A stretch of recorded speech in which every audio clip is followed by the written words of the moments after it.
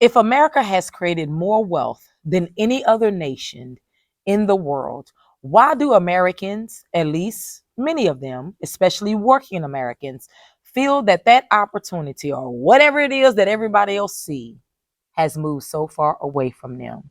I am IBK with TCLN Network, and today we're going to be talking about 250 years. Yes. So I know that you just celebrated the 4th of July, and congratulations. It's one of my favorite holidays, by the way, and it's for personal reasons. It's not necessarily for patriotic reasons, I'm not going to lie. Mine is more from my family, and we used to barbecue and have a lot of fun, and my grandmother, who was that backbone, and just the competitions of barbecues and sweet and saucy and spicy, and if you couldn't cook potato salad, honey, everybody was gonna talk about you, because if you brought your potato salad and you couldn't cook, that was one dish that everybody was gonna be gossiping and be like, girl, she can cook some banana pudding, but don't trust her potato salad, y'all.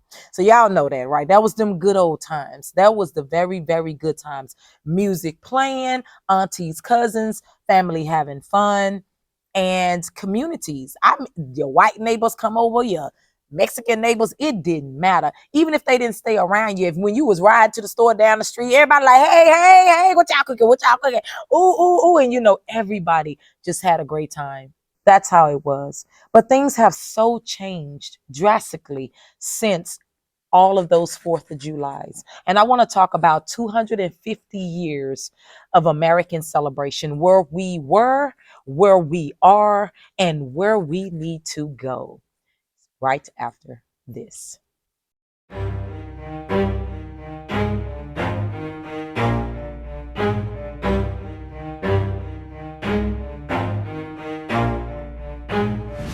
Welcome back to TCLN. I am IBK.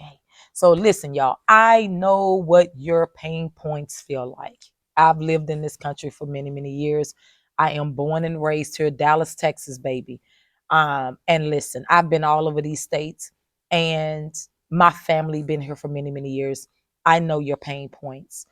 I do know, and let me stop and say this, there are some Americans, since the invention of what you call social media, people have been able to do some great things and make some great money online. People have been able to learn things that they've never been able to learn before. They used to be previously closed to certain generations. Now it's more open. So I am not saying that it's weary and dreary for all. That's not what I'm saying.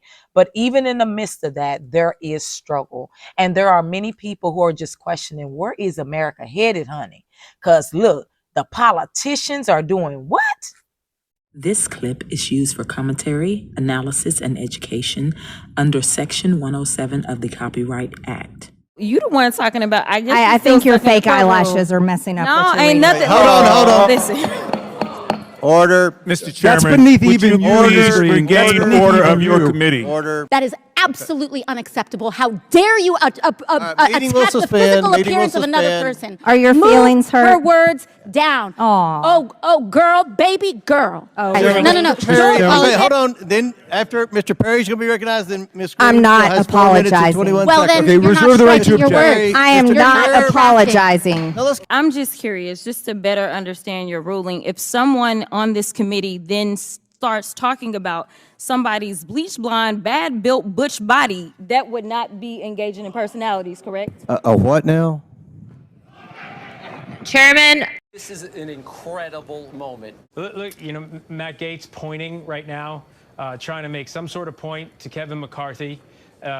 Yikes! I mean, Wow. this looks like a bit of a heated conversation. Yeah. This is an incredible moment. McCarthy is now directly engaging Matt Gaetz, and I'd love to get a lip reader in here, but he's got to be telling him in no uncertain terms, you are screwing this for everybody. Yeah. You are holding up the business of the entire United States House of Representatives based on what he's going to say is your ego. And to be clear, he can change his vote. Right, Rick? That's right. This has not been finalized yet. It's still possible. It looks like Patrick McHenry is trying to mediate something here. It is getting really heated on the floor McCarthy of the House. looks angry. It's physical? Wait a minute. Hold on. Let's follow the camera. I'm not sure if this just got physical. Kevin McCarthy looks pretty upset.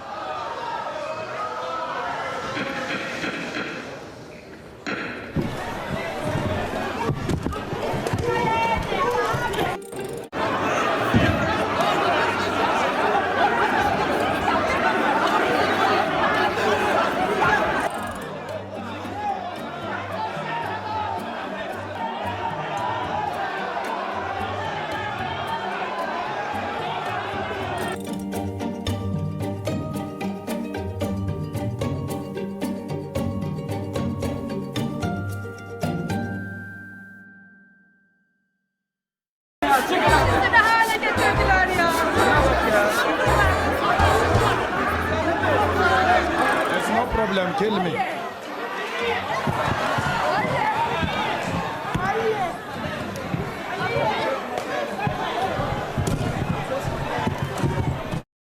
Yeah, baby, they is scrapping, they fighting, they arguing, it is strife, it is a mess all over the place. And if our leaders can't even get it together, and mind you, some of that footage, honey, that ain't even just in America, that's across the world. Do you understand what I'm saying? Like people just, I'm not gonna say going crazy. I don't think it's going crazy. You know what I think it is? I think it is that people haven't been living their truth. I think people been living for a very, very long time. This cohesion, you understand what I'm saying? And then there's an unbalance. So for years, people was putting on this professional face, and you had to say it this way and be this way and be that way, and then you had to temper what you say, and you couldn't say what you really wanted to say. That was from journalists to reporters to everybody, right? And so then when you finally get to what you want to say, it's so much craziness in the world to where you just start saying any and everything. And then people just go, wow. Well, it's not supposed to be like that either. It's supposed to be a balance. And what happens is that when we lose ourselves, when we become this thing that the world created us to be, this fake it till you make it thing, and you can't say it like this and you can't do it like that, everybody just kind of lose themselves. You understand what I'm saying? I think that's what it is. And I just think it's that, and I don't think that's the only thing it is. You know, I tell you guys all the time that there are many truths to a circumstance and situation, just like there are many falsehoods. But I do believe that that's a part of it. People are just so sick and tired of this thing that that ensnared them and put them in bondage. So people are looking for an expression and a way out. And how many of us know that if you're not careful, that expression becomes like darkness, you know? So but anyway, let's continue on. So don't think I don't know your pain points. I do. Anything from unemployment, anything from, needing more money, or anything from just, I don't know, like what is it going to be like for your kids? What is it going to be like for you when you get older? You know, like you're going to have enough money to take care of yourself, just all those things. And with the politicians and everything going on. So there's many different pain points, you guys. And all of your pain points are valid, put it like that. So you had the fireworks, you had the explosions, you had the partying and the barbecue, and then some of you guys didn't have that at all. You was lonely, and you kind of sat to yourself, and some of you guys are building businesses, and you was like, I ain't got time for that. I'm trying to build something, so next year it'll be different, But let's talk about this. Let's talk about what I really want to ask is the leadership question that we should all be asking, and it is this. Where is America headed, honey? Where is America headed? The decisions that America has built over this last 250 years has led us up to where we are now. That's correct. All of the decisions, political, spiritual, everything you can think of, this is where we're all living right now. Some people are doing better than others. Some people were more prepared. Some people were not. Some people were left out of the loop and they're trying to catch up. But either way it go, it's all led us in this America right here where we are today. And what I want to do is tap into what are some of those things and what can we do better? And then talk to people who feel that they have a call on their lives to do something in this world, in this nation, in this world. So let's get in. Cost of living has been is definitely rising. Some people are making more and more money, and they're making it at the expense of doing any and everything in this world. A lot of integrity has been lost, and then there are some people who are doing some really great things, and they keep a private life, but they're doing okay. And then there are a lot of people they're just not. And it's not that they're not thankful. It's not that they're not doing okay. It's just that they're not doing the best that they know that they could. And so when we look at some of this stuff like education, right? And the high tuition, when we look at things as people arguing over history 400 years ago, and we dealing with stuff like right now, like stuff that needs to be solved right now, like right now.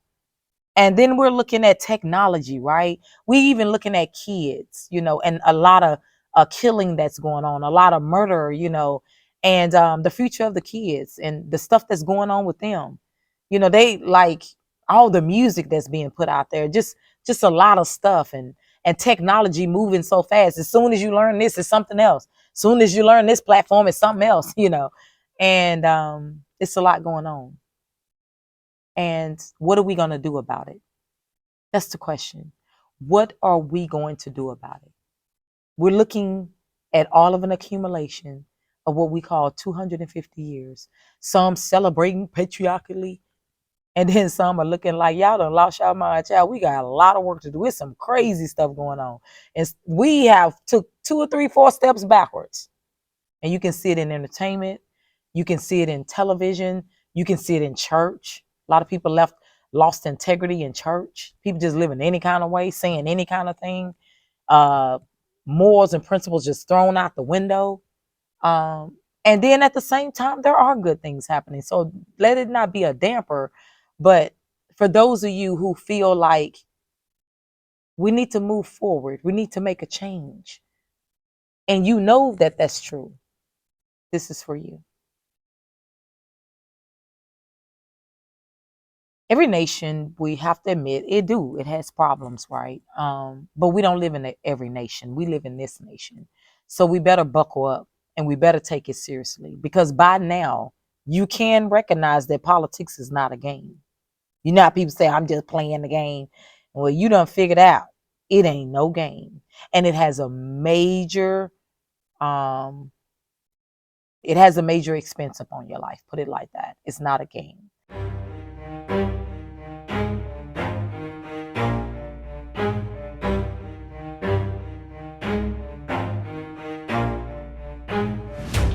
And this is what I do right here at TCLN.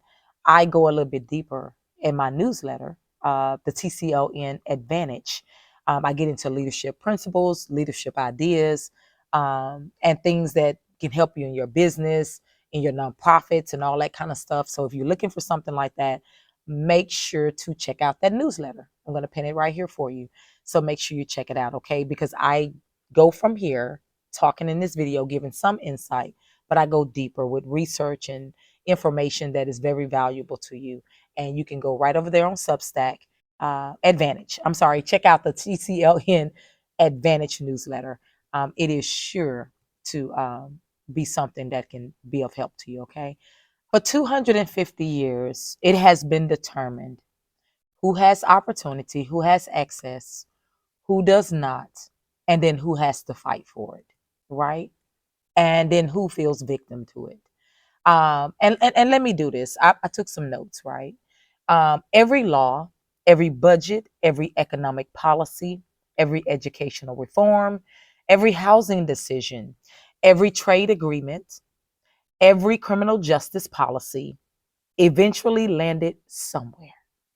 And that's what we're looking at, an accumulation of 250 years. It has landed in neighborhoods. It's landed in schools. It's landed in workplaces, in family budgets. And it's also just landed in your personal life, whether you asked for it or whether you didn't ask for it. This is why leadership matters. This is why leadership is important. There are so many people that think that leadership is all about leading people. Leadership is truly about vision. Do you understand that? Even if you're going to look at it in a biblical way, they will say, well, Moses led this and Moses was leading the vision. And what was the vision? The 10 Commandments, the things and the principles that you should follow if you were going to believe in that particular God. And you're going to believe that these are the insights and these are the commandments that you're supposed to follow after. Moses delivered the commandments. He delivered the vision to you. And those who done it, and those who didn't. You can't make people do anything. You should learn that by now. Look at India Ari. She's been talking about, bad music in the entertainment industry for years. And people are going crazy, calling her names, calling her ugly, all kind of stuff. You cannot change and lead people who don't want change. Your goal is to lead the vision. Do you understand? And right now, we're looking at America's 250-year vision. We're looking at what's called the American dream. We're looking at the people who are saying it worked for me. And then we're looking at the people who say it didn't work for me. And then we're looking at people who say, honey, I had to go make my own American dream. You understand what I'm saying? And then we're looking at those who feel that they have no hope. Y'all, you got all different kind of people out here is what I'm saying. And we're looking at all of these things that has led us up to this. Let me read this to you. If you measure America's growth by money making online, because we've had this big boom opportunity, then you are missing a point. It is so much bigger than that. So much bigger, guys. And here at TCLN, honey, we're not designed to miss the point. We're designed to dissect the point, and then we're designed to get to the point, and then we're designed to take action on what we learn from these points, okay? And what I am saying to you today, in all celebration, in all the things that we decide to do, we're either getting older. And what I mean by older, I don't mean how you look, because a lot of us look good for our ages. You understand what I'm saying? When I say older, I mean that you eventually have a time frame where you're going to expire physically anyway out this earth, right? And so there are going to be things that are going to be left behind, whether that's your children, whether that's your estates, whether that's your wills, whatever it may be, whether that's your imprint upon the world and what you chose to do in this world. So while we're looking at 250 years, or we're looking at 4th of the July and how we choose to define those things for ourselves, because you can go by what America has said for 250 years and all the patriotic stuff, but there are people who say things differently. Am I not correct? So I was reading a book earlier, and this book is called The Greatness, and it comes from the library. And it's called The Greatness Within You. Believe and Discover Your Potential. And it's by Les Brown, okay? That's why I tell people all the time, honey. You always think you need money. You don't need no money. Just go check out stuff and read and exercise your mind, right? So I want to read this to you, and I want you to listen closely, right? Because this is going to be for people who say, honey, ain't no American dream work for us. What we celebrating 250 years for? Because ain't nobody got time for that, child. Because, well, this is where you have to make your own 4th of July. And this is why I like Independence Day. Because when I think of Independence Day, I do not think of just the way that they think of it. I have my own memories and the things that we done, the things that we made it so special that when the world felt like it was crumbling, we felt like we were safe and we had fun and we had laughter. And that's what you have to create in business. That's what you have to create in nonprofit. That's what you have to create in your personal life. That's what you have to create with your friends. That's what you have to create with your family. That's what you have to create with the life that you envision. And let me leave you with what Les Brown was saying that I was reading earlier. He says, sometimes you got to get up. You've got to go change territory. You've got to make a decision. You've got to go and get the life and fight for it. It's called fighting for your territory, right? And he said, write that down. He said, that's right. Life is a fight for territory.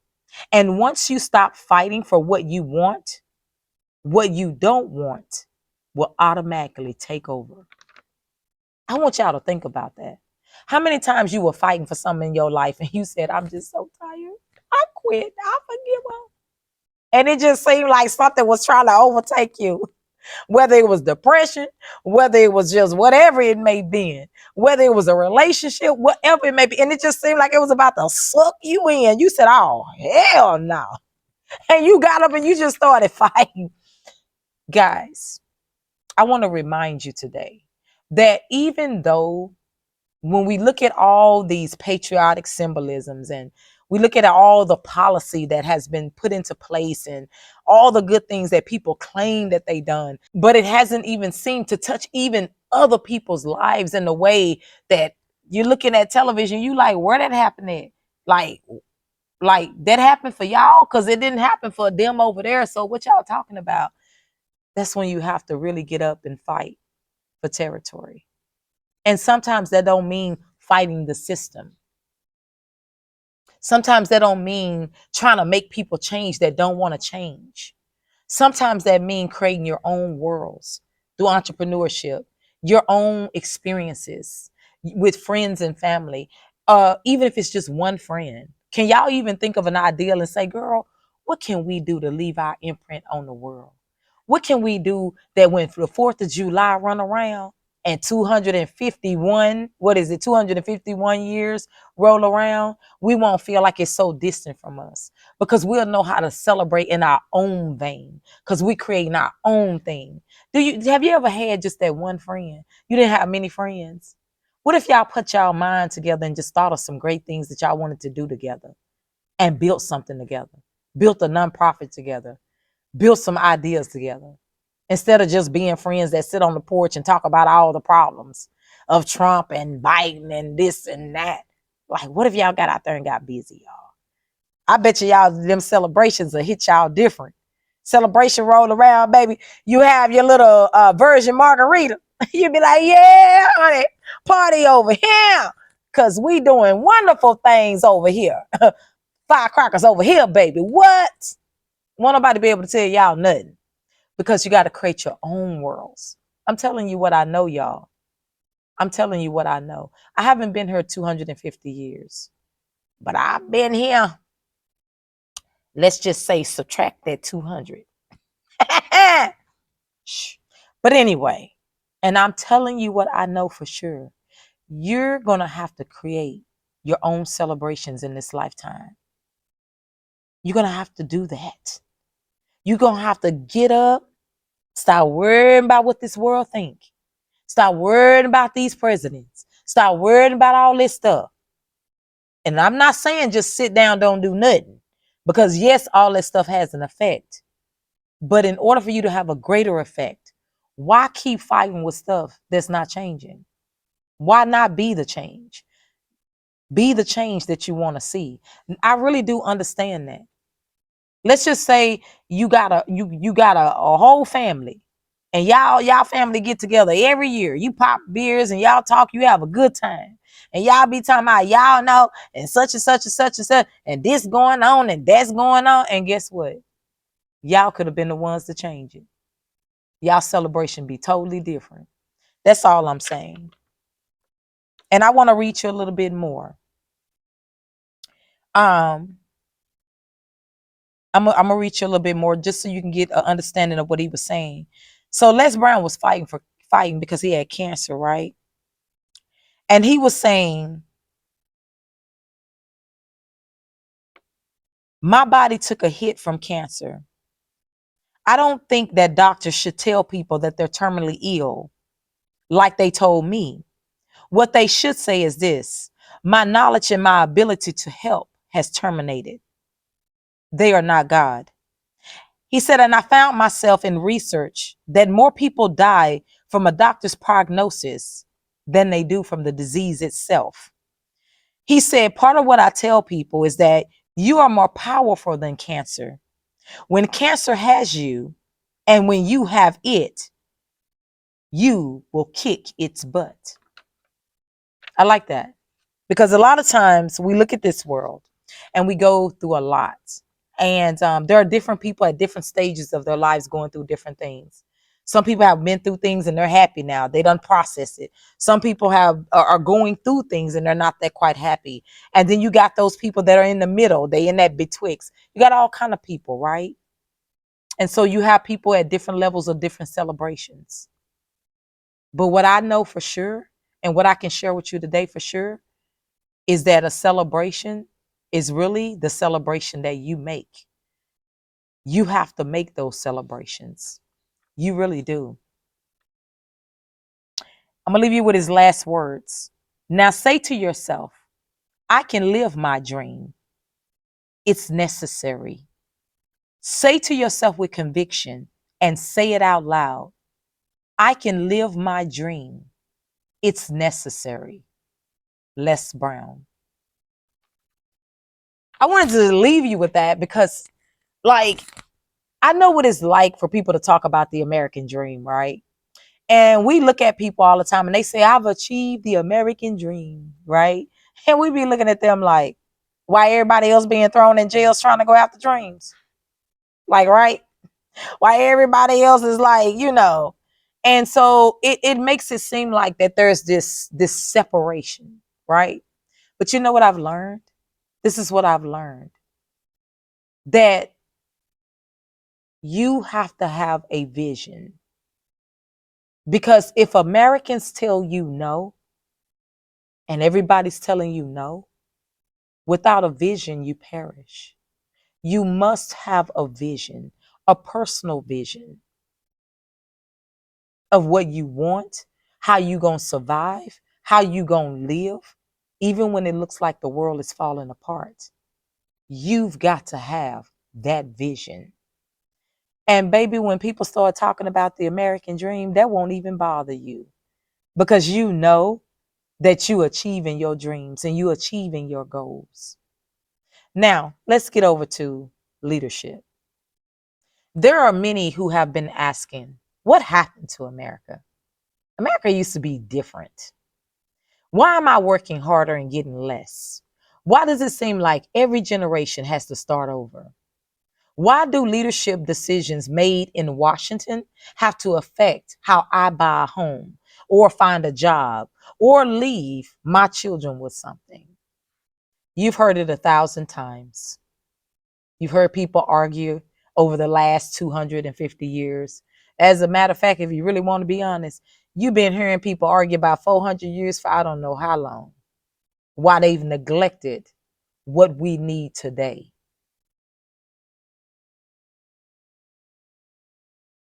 Very few people are asking, how has and how is America making decisions? But very few people are asking, has America and is America making decisions that leave the current generation and the next generation with more opportunity or more responsibility or more obstacles? What kind of country are today's leaders building? What are they building? Are they building something great, or are they building, as we like to say, a hot mess? Let me be fair. I know that in America, we've had fighters. We've had some fighters. And they fought for things like the creation of new industries, creation of millions of jobs, the investments in infrastructure and connected communities and businesses. They fought for things like expanding access to higher education and the help with millions of middle class, right? Because they saw middle class and they wanted to try to protect that class. They've helped with civil rights movements and that push back certain things that would have destroyed a generation of people, right? So let me not be a damper, honey. They have. We've had some fighters. And if I say that we haven't, I'd be lying to you. But that's not the whole of the story, y'all. And if I don't say that, I'll also be lying to you too. Because we've had people make decisions that produce consequences. We've had leaders fail. We've had to anticipate failure because we saw it coming head on. And we had to look at it and say, dang, which way am I going to move out the way? We've had communities lost due to jobs. We've had communities lost due to decisions being made through policy, through all kinds of stuff that set people back, set communities back. We've had housing that increased in prices. We've had gentrification and still having it to this day. We've had affordable housing. And while a lot of people were moving in, a lot of people were being pushed out. And that's very unfair. We've had college expenses go up. We've had a time. We've also had mass incarceration. You know that has reshaped thousands of neighborhoods and families and has affected many lives. We've had technologies created by enormous wealth. It has created, you know that. People have been able to make some money, y'all. But we also had this technology while changing skills and workers and leaving some people behind because it's moving at such a fast rate. This is where leadership should become personal to all of us. Whether you're a family, whether you're a business coach, whether you're a pastor, whether you are a government official, a politician, a lawyer, attorney, it don't matter. Whether you're somebody that's going through homelessness and you're trying to pick yourself up again, it doesn't matter. This is where leadership should matter to all of us. Leadership measures our intentions, and our intentions should show forth what we are bringing forth. And I'm asking you in this country today, when you look at music and entertainment, when you look at politics, when you look at the church, when you look at business and corporations, is leadership reflecting what we want our country to continue to look like? Is it? Is the music reflecting who we want to be as a people? Are our politicians reflecting the directions that we want to go? Are our pastors living in integrity and righteousness so that we have something to look up to and say, hey, we better get it together? Yeah, I'm asking that question, even for our own personal lives. The truth is, America has ran its leadership adrenaline off of bipartisan ideas, votes, lobbying, and the desires of corporations and organizations that hold great interests in agendas and wealth. But America has lacked many times running its country off of true leadership vision. I'm not talking about just the American dream for some of us and not for all of us. And then everybody faking like it's for everybody. Then when you get out there to try to go seek that dream, they look at you like you crazy and be about to cut your head off. No, I ain't talking about that. I want to share some. I want to tell you something. I want to share something with you. This thing of how America has ran government, has run leadership, has ran its course. It has ran its course. And as you can see, that course is no longer needed. We need to straighten up. We need to fly right. And we need to think of some better ideas and some better ways. But the thing that we need to get back to is vision. We need leaders with vision. We need people with vision, entrepreneurs with vision, nonprofits with vision, people who are aspiring with vision. You understand what I'm saying? And what we need is not a bipartisan thing. I know people said, well, that's how our country is ran. That's how our country is ran. Yeah, it's been ran like that for 250 years. And where has all that arguing, fighting, acting crazy, doing stupid things have gotten us? But what if we do something different? What if we think about things different and we start with vision and everybody get on board? I'm not talking about the American dream. I'm talking about vision. Vision for a country, vision for a people, vision for a nation. And then when everybody gets on one cord with that vision, there is nothing that can stop the American people. This is exactly what I want to talk about in my TCLN Leadership Network Advantage newsletter. So if you have not, make sure you get over there to TCLN and subscribe on Substack, guys. I do put in effort, I do put in research, I do put in work. So, guys, this is stuff that can help your nonprofits, your businesses, or even if you're going to college, you understand what I'm saying, and you're looking for bright ideas and things that you can use in your, in your reports and your studies and all that kind of stuff. Hey, jump on over there. But I want to leave you with this. While everybody is debating personalities, I study leadership patterns and I break them down. And I'm studying, what I'm looking at is how do these things affect us and what can we do better, right? Why do some leadership win and why do some leadership fail in politics, in business, in church, in everything you can think of? And whatever topics I'm talking about, I like to expand upon those topics. You understand what I'm saying? Or expand, I'm sorry. But I like to expound upon them and really bring in the meat and bring in those things that I feel that'll make us better, right? Us, those of us who take the initiative and we're not just sitting back, we know that we can do some things, right?